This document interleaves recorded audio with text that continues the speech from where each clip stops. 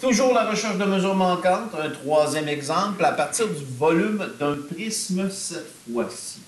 Alors, qu'est-ce qu'on a dans notre problème? On dit un prisme à base triangulaire a un volume de 96 cm3.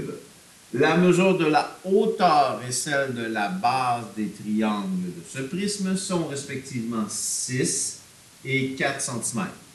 Donc là, quand on dit respectivement, ça veut dire dans le même ordre qui a été nommé précédemment. Donc ma hauteur est de 6 pour la base et la mesure de la base du triangle est de 4 cm. Quelle est la mesure de la hauteur de ce prisme? Donc, dans le fond, on a un prisme à base triangulaire. On peut illustrer un peu comme ça ici. Donc, le prisme à base triangulaire, on connaît le volume. Donc, le volume de ce cône est de 96 cm3. On connaît la hauteur et la base du triangle. Donc, ma base, elle est ici.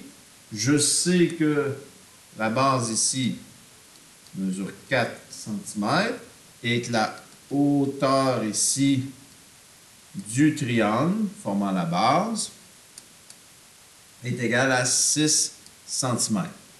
Mais on ne connaît pas la hauteur du prisme qui est inconnue.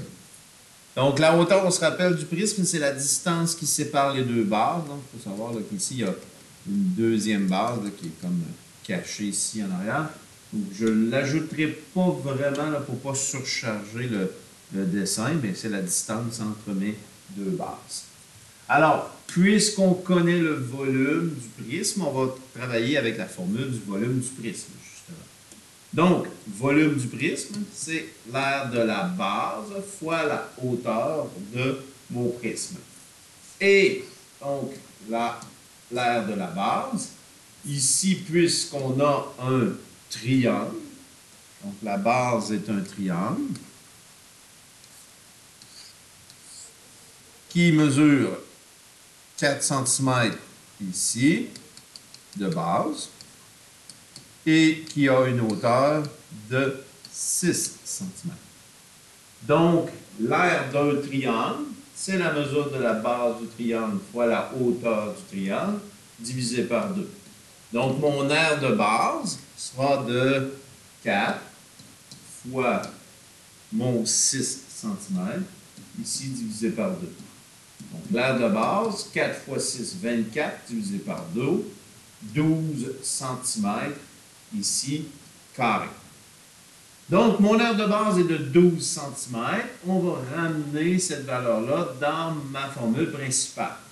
Donc, j'essaie d'obtenir une équation dans laquelle il y a une seule variable inconnue. Donc, c'est pour ça que le volume, je vais le substituer par sa valeur qui est de 96, l'aire de la base qui est de 12 et la hauteur qui est ma variable inconnue. Donc, j'ai une équation mathématique dans laquelle il y a une seule variable inconnue. Si j'isole cette variable, j'obtiendrai justement cette valeur. Donc, j'ai le 12 ici qui multiplie mon h pour isoler. Je vais diviser par 12 de chaque côté. 12 divisé par 12, ça fait 1h, donc 1. 96 divisé par 12, j'obtiens donc 8. Donc, h est égal à 8 et ce sont des centimètres. Voilà donc le troisième exemple.